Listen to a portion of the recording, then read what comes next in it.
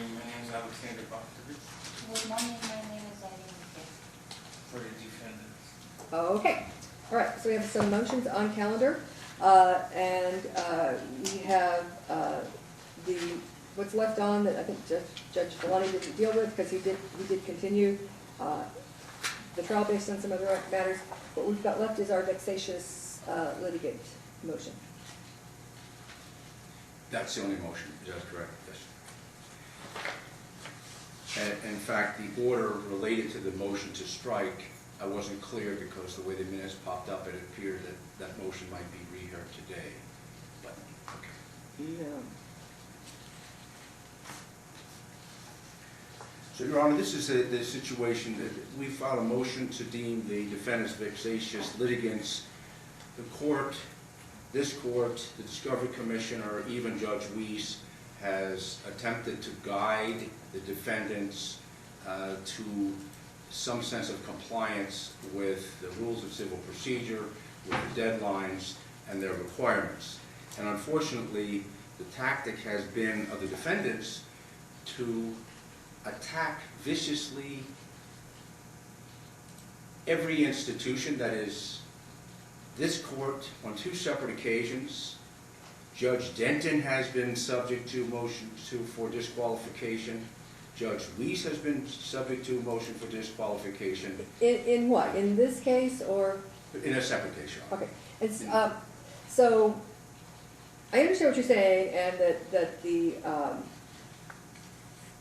court can look to other cases as additional information, but we have any request for a determination of vexatious litigant. I can't really rule on what's happened to other judges. So I understand that there have been many. It's unfortunate that it's statutory right to move for disqualification has turned into a weapon. It's been weaponized by any number of people. Well, this isn't the only case. So what beyond these motions for disqualification? Because again, that's statutory. Well, since I filed the motion on April 24th, the defense have filed a counter motion for sanction under 11B. They filed a separate motion or counter motion for wasted time, damages for emotional distress, and punitive damages. And I'm talking only this case.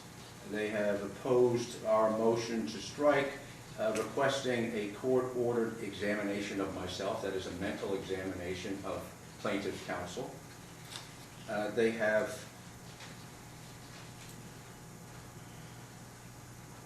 filed it's Clark County Recorder's Office corruption and fraud exhibits on June 3rd. So they filed a police report and an FBI report regarding the recorder, that is the Clark County Recorder, regarding corruption and fraud. On June 5th, there was a pro se filing a memo of fees and costs and expenses, wherein they sought $961,000. That's $961,200. On the 7th, they filed the Las Vegas police report, wherein they have accused Aaron, Truman, myself, June's Legal, as well as, I believe it's the Clark County Recorder people, again, of criminal conduct. June 12th, the opposite, and compounding the vexatious actions is the absence of filing. So on June 12th, they did not participate in the 2.67 meeting, pre-trial conference, refused to provide exhibits at the day that we were required to, and filed no pre-trial brief. So it is not just the number of filings, it's the tenor of the filings, the personal attacks of the filings, despite the fact that there have been this nurturing and guidance of the defendants to comply. Go seek legal aid, follow the rules, but this is a conscious decision. This is not something that we see with pro se parties where there is an ignorance of the proceedings, lack of understanding, or lack of funding for legal counsel. But it's a strategy they have specifically opted to pursue.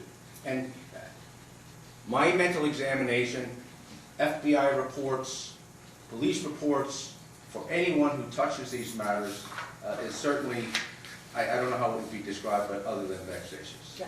So, again, there's limited authority under our case law as to what the court can do upon a finding. So, what are you looking for here? Because, I mean, are you, I mean, I can say things like, you know, don't file pleadings unless I've reviewed them first, and the clerk's office doesn't have to accept them unless I say they have to. But can I tell them you can't go to the police and complain about people? You can't go to the FBI and complain about people? I don't have any authority over that. Understood. That just points to the But nature. your point is that's why what they're doing is abusive, and they're using the system in a way it's not intended to be used. But, you know, there's, like I said, limited, I guess relief, I guess might be the word, that the court could grant if I make that finding. So what are you looking for the court to Well, do? Your Honor, I've never filed, 40 years I've never filed this kind of motion. So I'm not sure what the remedy is, what the court can define. I understand there may be a procedure whereby filings can be reviewed, submitted to the court first, and then reviewed by the court, but I certainly don't want to impose upon the court any need to review, you know, additional documents. Okay. That's, Okay, all right. Yeah, well, that's like kind of the only thing. So, there's case law in Nevada. It's called Jordan versus Department of Motor Vehicles. And there's a four-part step that we're supposed to look at, and that is, has the litigant been provided with reasonable notice and an opportunity to oppose any restrictive orders issuance? And you have filed a motion, opposition or counter motion. The district court has to create an adequate record for review, including a list of all the cases and documents, or an explanation of the reasons that led to the conclusion that a restrictive order is necessary to curb repetitive or abusive activities. And so this is my question to Mr. Varricchio, which is, there's only so much that's filed here with the court. A lot of what's been done has been done with respect to outside entities or complaining about other parties or other individuals, other courts.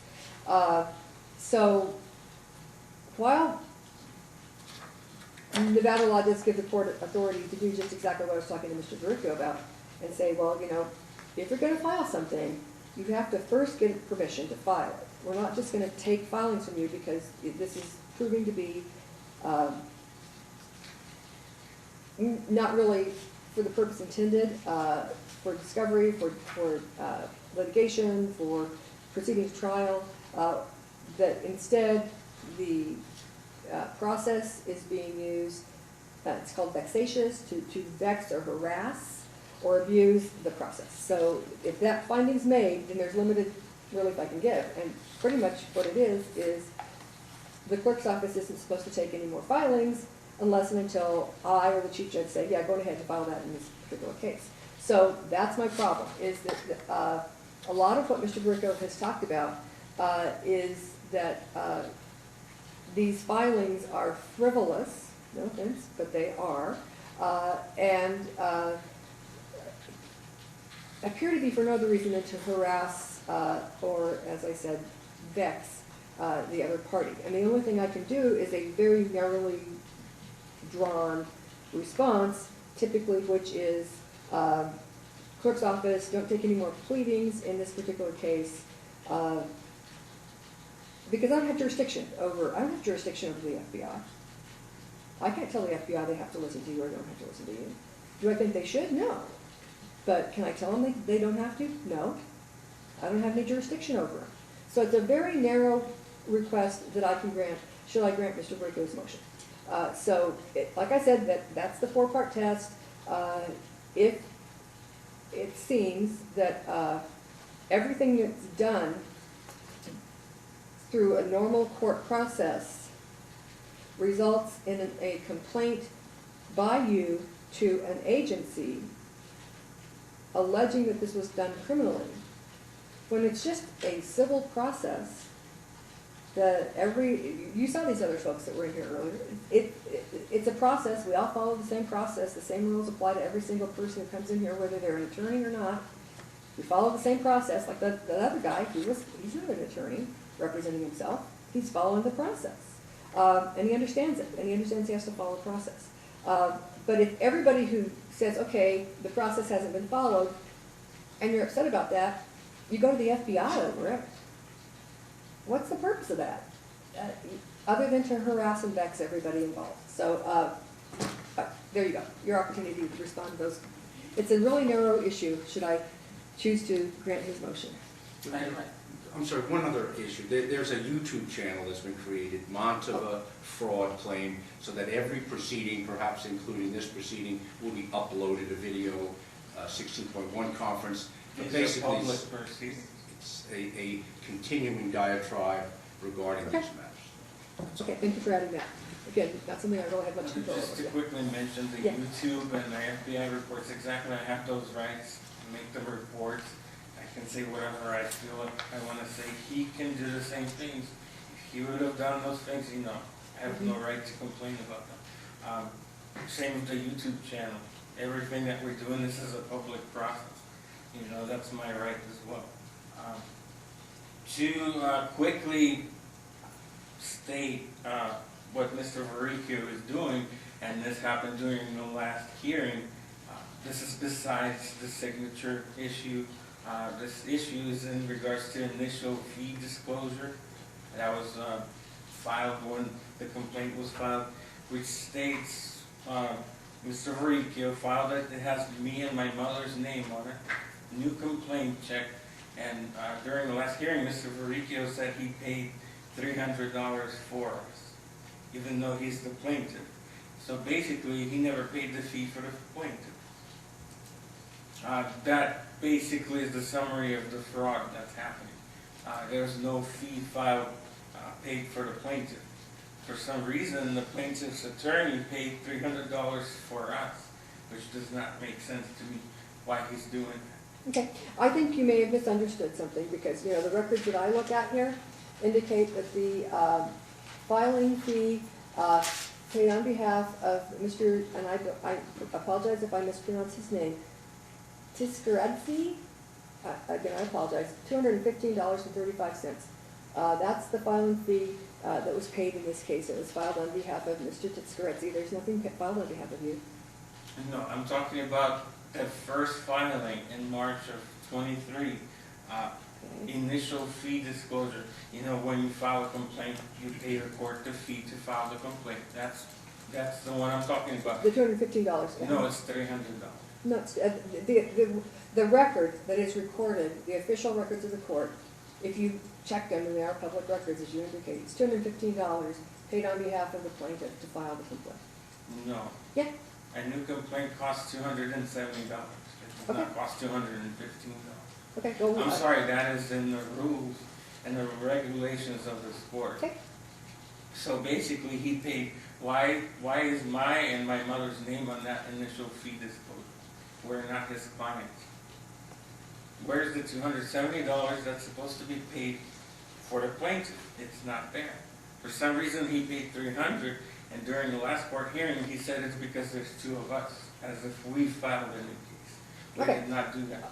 Okay, so, thank you. I'm sorry if you misunderstood what was said. I've got it right here. The initial appearance fee disclosure, new complaint fee, and there are two defendants, so you have to file a fee to sue two different people. It's not paid on your behalf. It's paid because they're suing two different people. So I'm sorry if you misunderstood that. As I said, the financial records of the court show $215.35 in costs being paid. Okay, so I'll just say, we have filed suits in this court as well. We know that it costs $270 if there's one plaintiff. If there's two, it costs $300. Yeah. Zurab is one person. It should have been $270. He should have been listed on that document, not us. We're defendants. Right. That's the plaintiff. Yeah. He does not have to pay for us. No, and he didn't. Your Honor, it's just the number of defendants. You file the initial complaint. Yeah. If that's, you get one free defendant, you add another defendant, it's $30. Yeah. And that form says, you list the second defendant, you pay the $30 in addition to five. That's all. And then it's recorded in the court's records as a certain amount, because just depending on how they account for it. So, yeah, okay, all right, so thanks. I'm sorry if you misunderstood that, but again, you're wrong. So what do we do about that? Okay. How does that relate to what you've done since, and whether or not what you've done since is intended to harass, vex, or delay the processes? Okay, so here's my answer to that. Because Yeah. every time I state and follow the rules of this court, everyone tells me I'm wrong. You accuse me of being vexatious, of everything like that. What I have experienced in this court is all of the judges that I have personally seen here have been lying under oath. It occurs in every single case we're in. I have documented and proven this multiple times. Basically, where we stand now, Varricchio's motion to have a default was heard by Jerry last time. He denied that motion, because at this point, no judge will sign that default motion. So where we stand now, we're not going to go to the jury trial. And there comes the problem for you guys, because if we do not show up, the plaintiff does not show up, you will have to explain to the jury why they're there. Especially since we multiple times stated, he won. We're not going to the jury. He won. So it will be then your job to explain to the jury who shows up why nobody's there. Why are they sitting there? That's all I have to say. Okay. All right. As indicated, there's limited relief that can be granted. As I said, I'm sorry that this process it doesn't make a lot of sense to the defendant, and that because of that, the defendant believes somehow that there is fraud underway, that the judges are lying about what they're doing, that this results in complaints to various police agencies. There's not much I can do about that. As I said, it's kind of limited. If a finding is made that the party is a vexatious litigant, then it's really about this case. And what can I do about this case? If somebody else wants to make a ruling about overall, because there are those cases out there that say an individual isn't allowed to file. I'm not prepared to go there because I don't have any information about the rest of this stuff. As I said, I don't know what's going on in the case involving Judge Denton or anybody else. All I know about is what's going on in my case, and as I've said more than once, I think unhappy with results, seek to have the judge disqualified just because you don't like the result. Well, that kind of is either an improper appeal or judge shopping, and neither of which is appropriate. So everything that's done seems to be done for the purpose of interfering with the process. As I said, it's a normal process. We follow the same rules. It doesn't matter if a person has an attorney or if they don't have an attorney. We follow these same rules. In a civil case, they're pretty straightforward. Not much I can do about them. I can't change the rules. The rules are what they are, and we follow them. So there's not a lot that can be done, as was mentioned. Uploading things to YouTube.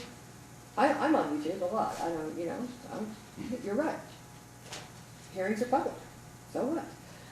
But the question is, how are these things being presented?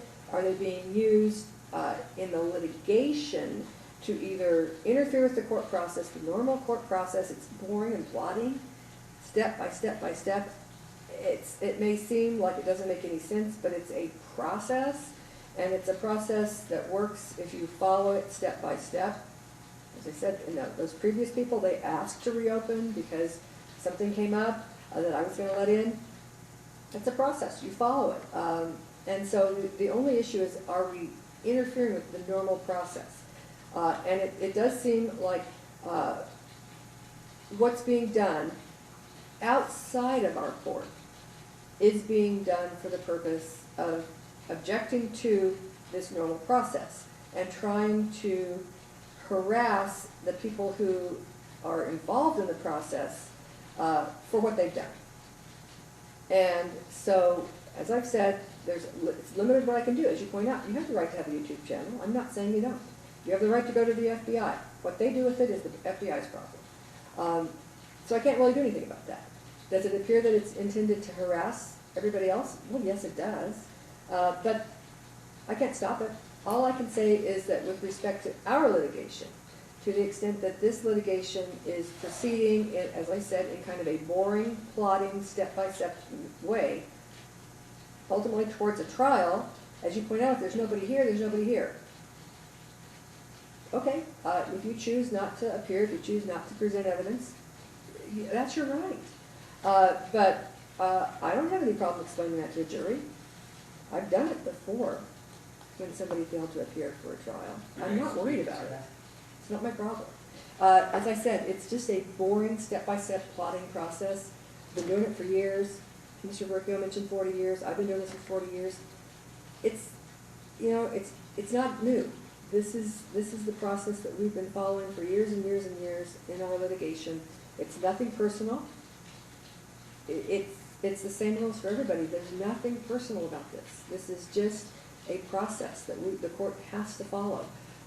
Do I find that it appears that the filings that have been made with this court, as I said, are either appear to be improper objections to court rulings or attempts to delay or harass the process? Yes, I think they are. But really all I can do is indicate that if you're going to be filing anything in this case, you need to ask the court for leave to file.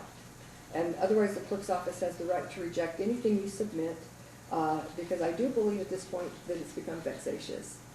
We are at a point where we should be getting ready for a trial. If you don't want to have a trial, then that's fine. You do not have to appear. That is absolutely your right. If you wish to just walk away from this, that's your right. Nobody is saying anything differently.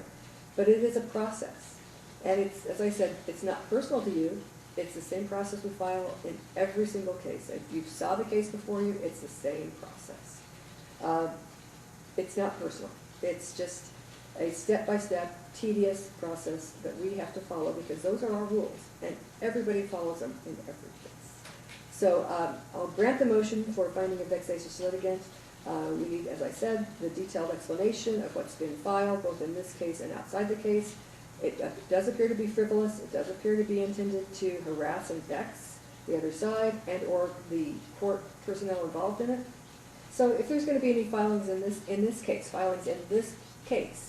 all I can do is this case, is then they need to be previously approved by either the chief judge or this court before being filed. You should be heard, yeah. Okay, thank you. The one thing I did notice watching your previous cases is you let everyone talk and say what they want to say, and you do not judge them. But here, you make a judgment against me doing something vexatious without discussing it. You do not discuss those things, you just make a decision on it. That is not, that is not how it should be done. Then the jury, yes, if we do not show up, then you can explain to the jury why the jury is there. When we quit the case 4 months ago, I think, we made an official quit statement, so you can explain to the jury why you're wasting their time and have them come in when this case was over 4 months ago. That process ended a long time ago. And just like here, for every filing I do, I have evidence, documents, video, audio. All I hear, no one wants to discuss it. You just say there's nothing there, it's vexatious, it's a lie, but you do not want to look at it. Why is that? That's a question to you. Everyone else before us, you let everyone present everything. You let them say everything. To us, you don't let us do that. Why is that? Okay. So what is it you want to say? Because as you've indicated, like I said, all I can say is if you want to file anything further in this case, it needs to be previously approved. That's all I'm saying. I'm not saying you can't go to the FBI. I am not saying, I understand that you believe things have been done to you that are inappropriate. I'm sorry, I don't mean to cut you off, but that's not what I was asking you. Okay.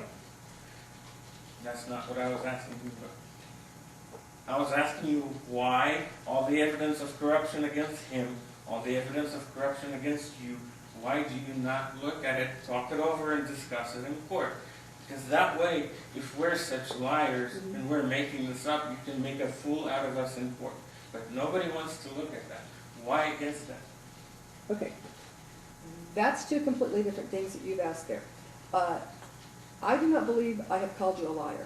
I have never called you a liar. Have I said that I think what you're doing is vexatious, harassing, and abusive in the process? Yes. That's a totally different thing.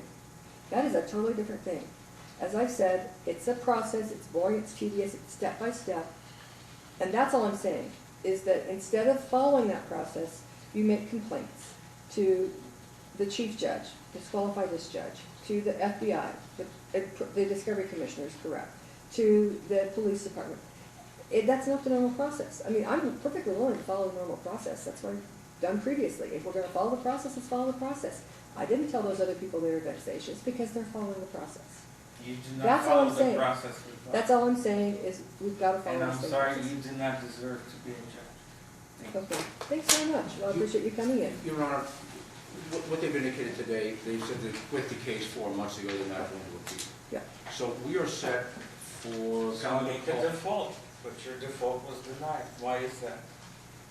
And first of all, let me tell Yes. you, this verified complaint has no signature, and we're talking about it for 1.5 years. No signature for verified complaint. This case not exist. Okay, all right. Well, I mean, if you want to come in and oppose it, you can certainly come in and oppose it. So Your Honor, I'm just. So I leave this case to you two. Okay, You and him can be with the jury deciding the outcome of this case. all We're right. not coming here again. You're Thank coming you again? very much. Thank you. And it's a shame you're sitting in that chair. Thank you very much. You should Appreciate be you coming in ashamed today. of yourself. Thank you for coming in. Mr. Varricchio. I was going to say, Your Honor, we are scheduled for a calendar call on the 11th and trial. Failure to appear at a calendar call is grounds for striking an answer. Very good. You can put that in your order as well. That If Okay. they choose not to appear at the calendar call, under Rule 2.69, failure to appear at the calendar call is grounds to strike an answer. And that'll, if they choose not to come, I mean, they said they've abandoned the case if they have. And so this all may be moved. This whole vexatious litigant thing may be moved if they're not going to file anything. But that's really all I can do. I can't do anything about anything else they're doing. Okay. The other thing, it's not a jury trial. There was an order some time ago, it was expedited trial, but it was a bench trial. Because of the age of your client. Yes, but I mean, it was somewhere along the line to get shifted to jury, but it's Yes. not a non-jury trial. Yeah, that was my understanding, was that it was, you had not requested a jury, and that the reason we were trying to do it because of the age of your client Yes, in the 120 days. So yes, thank you. if they choose not to appear, they choose not to appear. Again, that's their choice. I mean, I'm not saying anything other than what we say in every other case. So, well, thanks for coming in. Okay, thank And, you. yeah, if you look at that file, we need it to be a very detailed list of what's happened, both in pleadings in this case as well as the outside pleadings. As I said, I can't do anything about those. All I can say is it appears that rather than follow the process, they are complaining in other venues, which appear to be just for the purpose of abusing the process or being vexatious. Okay. But there's not much I can do about what they've done to anybody else, sorry. The only other thing, the YouTube, I mean, I have not taken steps to seek to restraining order because they're basically defamatory, but I haven't got to that step. Okay, Okay, thank you. well, thank you very much. Thanks for coming in on a Friday after all. It seems like 2 Mondays this week. Exactly, it does, yeah. All right. Thank you. Do you want me to change Odyssey to show that it's a bench trial? It should be a good Okay. trial, yeah.